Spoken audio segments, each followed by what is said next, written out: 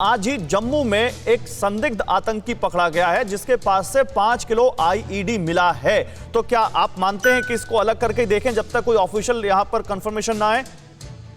देखो मैं बिल्कुल उसको दोनों को मिलाते नहीं है, पर यह सच्चाई है कि ये अभी जो डिफेंस की इंस्टॉलेशन है वो एक प्रकार के दोबारा बनने बना है अगर आप ड्रोन का इस्तेमाल करते हो, क्योंकि एरियल अगर आपके पास थ्रेट इंक्रीज होगी, क्योंकि ये ड्रोन बड़े मुश्किल है इनको डिटेक्ट करना, तो एक हमें स्ट्रेटेजी चेंज करनी पड़ेगी और ये एक खतरा मंडराएगा। और ये जो किया है ये इसको अगर लोकल टेररिस्ट ने किया है तो पता लगाना बहुत जरूरी है। या क्या ब्लास्ट अंदर से तो वैसे होगा नहीं, इसका मतलब 2 ब्लास्ट हुए तो कहीं ना कहीं एक्सटर्नल एजेंसी इन्वॉल्व है, इंटरनल तो नहीं हो सकती, गलती एक में हो सकती है और ये टेक्निकल एरिया। चलिए मैं एक बार ये खबर बता दूं अपने दर्शकों को, वो आतंकी जो पकड़ा गया उसके बाद मैं सर आता हूं और फिर आपके पास आता हूं। अचल सर, देखिए जम्मू को दहलाने की एक बड़ी साजिश नाकाम की गई है। जम्मू में एयरफोर्स स्टेशन के टेक्निकल एरिया में तो ब्लास्ट किया गया है, लेकिन एक और साजिश थी जिसको नाकाम किया गया। जम्मू पुलिस ने एक आतंकी को गिरफ्तार किया गया है और आतंकी के पास से 5 किलो आईईडी बरामद हुआ है और ये आतंकी बनिहाल का रहने वाला है, नदीम नाम जिसका बताया जा रहा है, और उसको जम्मू पुलिस ने गिरफ्तार किया है, एक बड़ी साजिश को नाकाम किया है।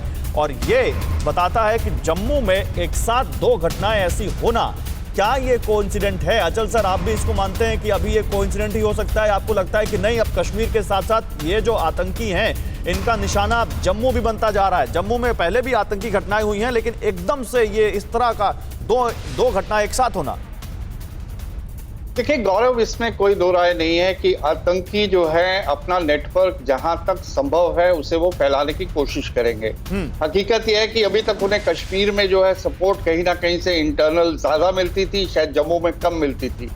अगर वास्तव में जम्मू में भी इन्होंने अपने फुटप्रिंट्स बना लिए हैं, स्लीपर सेल्स बना लिए हैं और अपना इस तरह से अपने आप को इक्विप कर लिया है कि मॉडर्न टेक्नोलॉजी जैसे ड्रोन्स का इस्तेमाल करके वो अटैक करते हैं, तो ये हमारे लिए एक बहुत बड़ी मैसेजिंग है।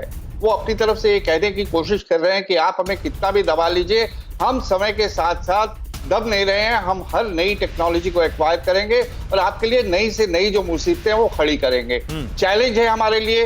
अनफॉर्चुनेटली जिसे वो कहते हैं ना कि वॉर फॉर एवर, उस तरह की सिचुएशन में हम पाकिस्तान और चाइना के साथ आ गए हैं। अब पाकिस्तान के साथ जो होता है वो ज्यादातर जो है इस तरह के हमले होते हैं, चाइना के साथ सिर्फ बॉर्डर्स पे रिस्ट्रिक्टेड है और फॉर्चुनेटली 15 जून के इंसिडेंट के बाद कोई ऐसी बड़ी घटना हुई नहीं है।